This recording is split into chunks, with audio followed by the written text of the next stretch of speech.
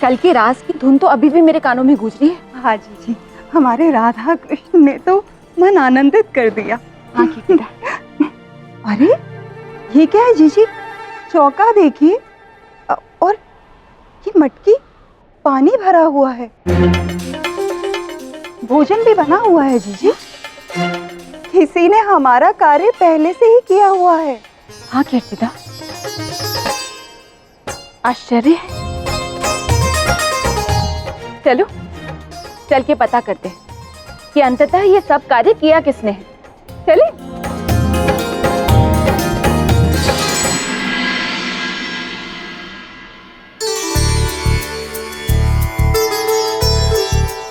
ये सब जीजी, मुझे तो लगता है राधा फिर अपनी सखियों से रुष्ट हो गई है, इसीलिए ये सब उसे मनाने में लगी हैं। काकी, आप दोनों को कुछ कार्य था, आप हमसे बोलिए, हम कर देंगे। विशाखा, राधा फिर तुमसे रुष्ट हो गई है क्या? इसीलिए तुम ये सारा कार्य कर रही हो, है ना? नहीं नहीं काकी, ऐसी कोई बात नहीं है। हम तो बस आपकी सहायता करना चाहते थे, इसलिए सारे कार्य कर रहे हैं। हाँ काकी, आज सबको कोई कार्य करने की आवश्यकता नहीं है, हम सब सखियां कर लेंगे। परंतु क्यों? यही हमारा वास्तविक रूप है सखियों, राधा कृष्ण ही लक्ष्मी नारायण है। विशाखा, बताओ ना, तुम ये सारा कार्य क्यों कर रही हो?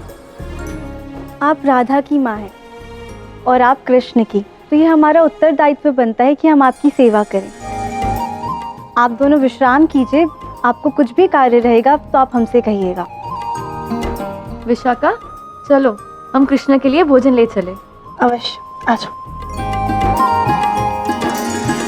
जीजी, हो ना हो, ये सारा कार्य करने के लिए इन्हें राधा ने ही बोला है।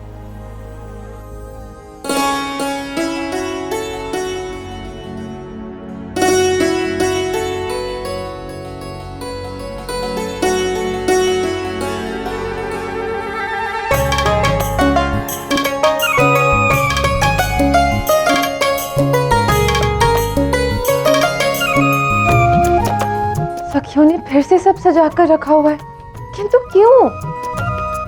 मुझे कृष्ण को जाकर सब बताना होगा।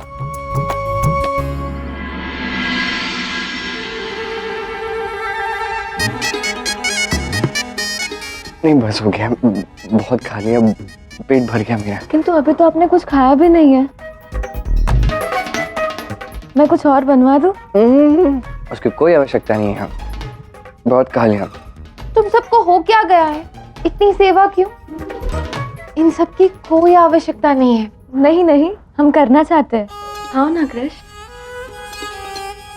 विशाखा, कृष्ण के पाँव दबा दो। इसकी भला क्या आवश्यकता?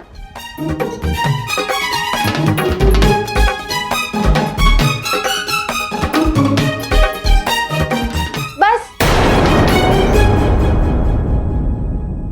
मुझे कृष्ण से कुछ वार्ता करनी है। मुझे और कृष्ण को इसी क्षण एकांत में छोड़ दो। कृष्ण, ये सब इतना विचित्र व्यवहार क्यों कर रही है? क्या हो गया इन सबको? कि हमारे लिए तो वो सखियां हैं, किंतु उनकी अनुभूति तो परिवर्तित हो गई न राधे। राधा, दाऊ के अतिरिक्त यदि कोई भी व्यक्ति हमारे सत्य स्वरूप से परिचित होता है तो इसका परिणाम उचित नहीं होगा। तो तुम इसी परिणाम की बात कर रहे थे? अब जब उन्हें ज्ञात हो गया है कि तुम मात्र राधा नहीं देवी लक्ष्मी हो और मैं नारायण हूँ, तो वो सम्मान पूर्वक व्यवहार हमारे साथ रख नहीं पा रही है। इसलिए इतना प्रेम और इतनी सेवा कर रही है राधा। क्या दासियों के भांति व्यवहार कर रही हैं? यदि वो ऐसे ही करती रही तो फिर क्या आनंद आएगा? ये तो बहुत ही बड़ी समस्या हो गई है। देखो राधा, सदैव से तुम्हारी इच्छा मेरे लिए आदेश रही है। इस बार भी तुम्हारी इच्छा ही मैंने पूर्ण की। उसका ये परिणाम है। अब सब कुछ ऐसे ही चलेगा। ये तो बहुत बड़ी भूल हो गई। अब क्या होगा?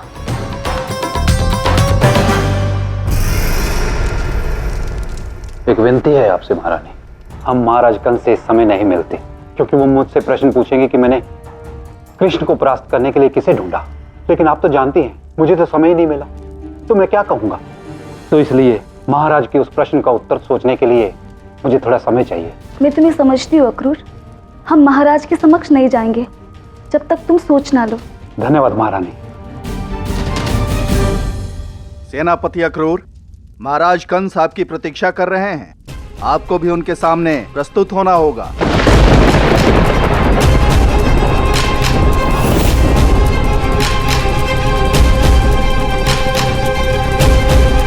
महाराज की जय हो। कराई प्रार्थना आर्य के लिए।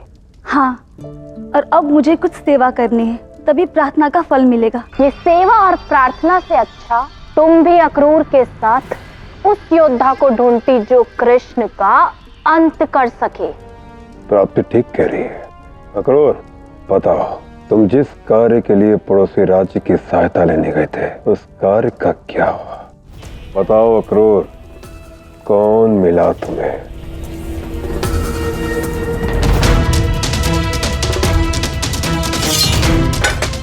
अक्रूर, तुम कोई श्रेष्ठ सूचना लेकर आए होंगे, अन्यथा मेरा धैर्य समाप्त होता जा रहा है।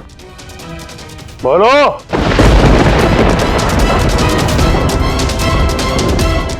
यदि उस कृष्ण के वध के लिए कोई नहीं मिला,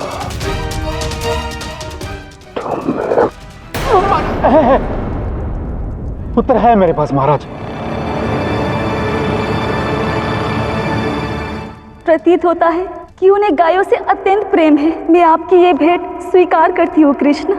महाराज, ज्ञात हुआ है कि कृष्ण को गाय से बहुत प्रेम है, और तो और वो ग्वाला है, और वो कदापि किसी गाय को हानि नहीं पहुंचाएगा। तो एक असुर है महाराज, रूप है बैल का और कर्म है असुर का, एक पराक्रमी सांड।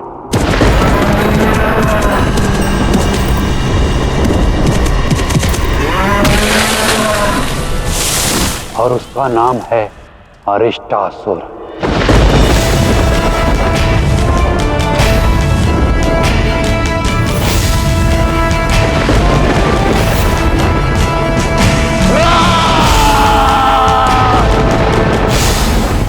यह तो अत्यंत श्रेष्ठ बात है। मेरा भांजा कृष्ण उस पर आक्रमण नहीं करेगा, और ग्वाले के लिए गाय और बैल दोनों पूजनीय होते हैं। हाँ महाराज। अरिष्टासुर देखने में गो प्रजाति से है, अर्थात अब तुम्हारा वो अरिष्टासुर ही उस कृष्ण का अंत करेगा।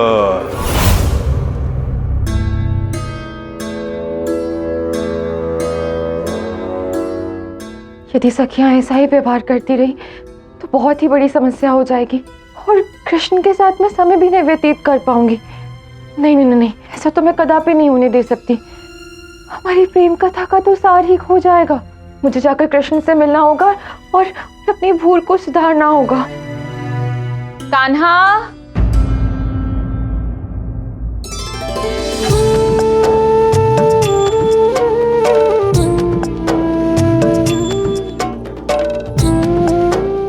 मैया, क्या हुआ मैया?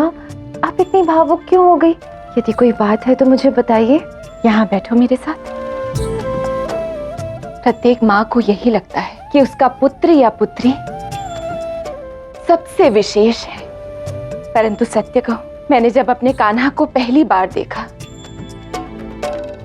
मैं उसी क्षण समझ गई थी कि उसमें कुछ तो असाधारण है। तभी सदैव चिंतित रहती थी कि उसकी जो अर्धांगिनी होगी, क्या वो भी मेरे कान्हा की भांति विशेष होगी? क्या वो भी कान्हा की भांति प्रेम करने वाली होगी? परंतु अब मुझे ज्ञात हो गया है कि तुम भी मेरे कान्हा की भांति ही हो, विशेष, सुंदर और बुद्धिमान, सबका ध्यान रखने वाली, सबको प्रसन्न रखने वाली राधा। मैया, ये तो आपका स्नेह है मेरे प्रति, जो आप मेरे विषय में ऐसा सोचती हैं। नहीं राधा, ये केवल मेरा स्नेह नहीं है, तुम सत्य में विशेष हो। तुम जब से यहाँ वृंदावन में आई हो, मानो इस घर में चारों ओर उल्लास और प्रसन्नता छाई हुई है। जैसे अपनी मीठी मीठी बातों से मेरा कान्हा मेरा मन मोह लेता है, बिल्कुल वैसे ही अपने अच्छे आचरण से तुमने मेरा मन मोह लिया है। मैया लाइए, मैं आप दोनों की सहायता कर देती हूँ। मैं ये विशेष रूप से आपके लिए लाई हूँ।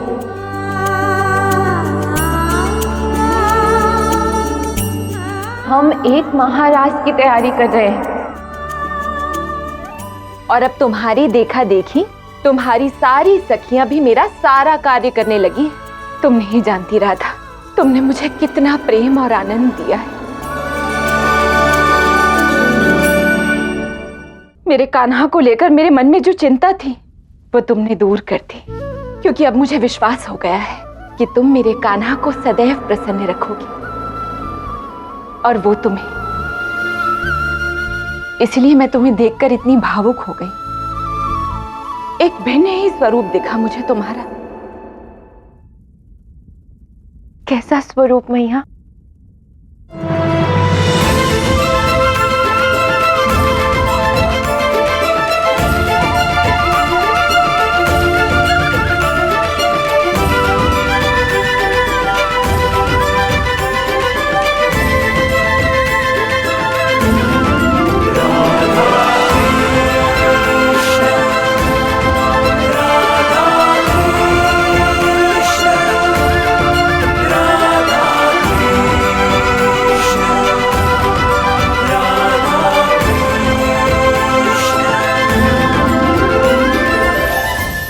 यशोदा मैया, हाँ?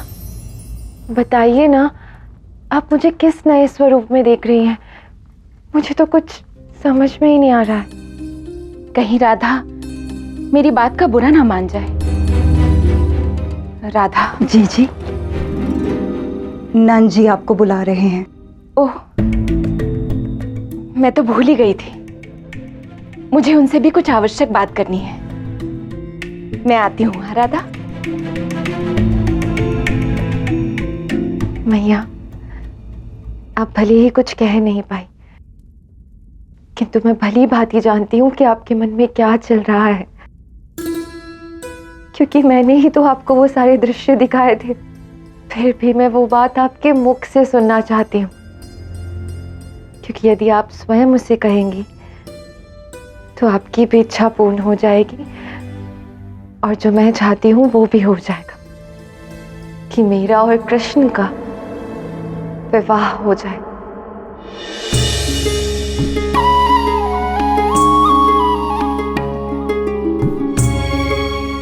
क्या हुआ? आज सब इतने दुखी क्यों लग रहे हैं? तो आप सब में से एक सदस्य यहाँ नहीं है, उसकी चिंता है। प्रतीत होता है कि उन्हें गायों से अत्यंत प्रेम है, और क्यों ना हो, वो एक ग्वाले है। मैं आपकी ये भेंट स्वीकार करती हूँ कृष्ण। चिंता मत कर, वो बछड़ा जहाँ गया है वहां उसे अत्यंत प्रेम मिलेगा। और अभी वो आप सबको स्मरण भी कर रहा है।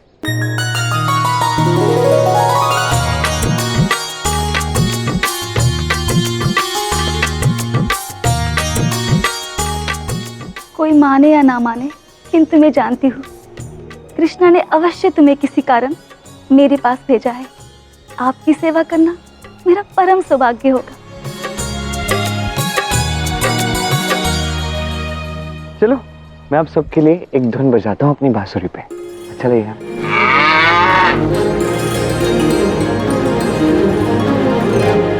आरंभ करें?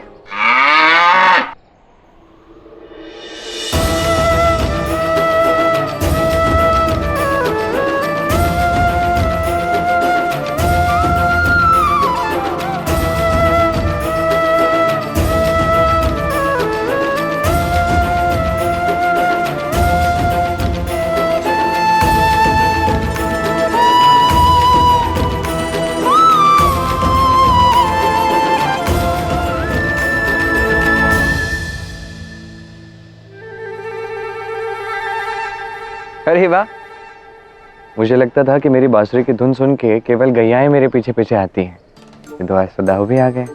इसका तात्पर्य क्या है जानती हो? मेरी बांसुरी की धुन अत्यंत मनमोहक होती जा रही है। हो गया मन प्रसन्न? स्वयं स्वयं की प्रशंसा करके नहीं और कर लो। वहां राधा तुम्हें ढूंढ ढूंढ कर आकुल हो रही है और तुम यहाँ गैयाओं के साथ बैठकर बांसुरी बजा रहे हो। हाँ दाऊ, क्योंकि आवश्यक है, इनके लिए बांसुरी की धुन सुनना आवश्यक है, इनके भविष्य के लिए भी आवश्यक है। तुम भविष्य की छोड़ो का ना, अभी की बताओ, अभी क्या हो रहा है ये सब? तुमने क्यों राधा के समक्ष कहा कि अष्ट सखियों का तुम्हारा और राधा का लक्ष्मी नारायण स्वरूप देखना उचित नहीं था? और इस समय राधा तुम्हें इतनी आकुल होकर ढूंढ क्यों रही? कितने सारे प्रश्न पूछोगे एक साथ? पहले जाके राधा से मिल तो लेते हैं, धैर्य रखिए। चलो मैं आता हूँ, कुछ ही समय में पुनः आपसे भेंट होगी। प्रणाम महारानी। आप इस बछड़े को लेकर मथुरा तक तो आ गई हैं, किंतु यदि इस विषय में महारानी प्राप्ति या महाराज कंस को ज्ञात हुआ तो हम दोनों के लिए अच्छा नहीं होगा। चिंता मत करो सेनापति अक्रूर, उन्हें कोई भनक नहीं लगेगी। किंतु फिर भी महारानी, महाराज कंस के कोप का संकट मोल ही क्यों लेना, वो भी केवल एक बछड़े के लिए। ये एक साधारण बछड़ा नहीं है अक्रूर, ये कृष्ण का संकेत है। कृष्ण चाहते थे कि मैं इस बछड़े को यहाँ ले आऊं। हो सकता है इसकी सेवा करने से कृष्ण मुझसे प्रसन्न हो जाए और महाराज कंस को क्षमा कर दे, और ये जो शत्रुता है दोनों के बीच उसका अंत हो जाए।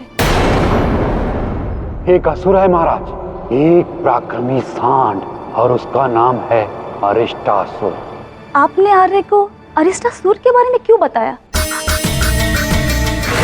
कदाचित आप भूल रही हैं महारानी कि उस क्षण महाराज कंस की तलवार मेरे प्राण लेने वाली थी। अपना जीवन बचाने के लिए उस क्षण मुझे आपकी कही हुई बात स्मरण आ गई कि कृष्ण कदापि किसी गैया को हानि नहीं पहुंचाएगा। इसीलिए मैंने महाराज कंस को अरिष्टासुर का सुझाव दिया। और यदि कृष्ण को तुम्हारी इस योजना से हानि हुई तो? क्षमा करिए महारानी, मेरा कार्य है महाराज कंस के हित में सोचना, ना कि कृष्ण के। मुझे आज्ञा दीजिए। प्रणाम। हे प्रभु, कृष्ण की अरिष्टासुर से रक्षा करना। महाराज की जय हो। एक शुभ समाचार है महाराज, अरिष्टासुर आ चुका है।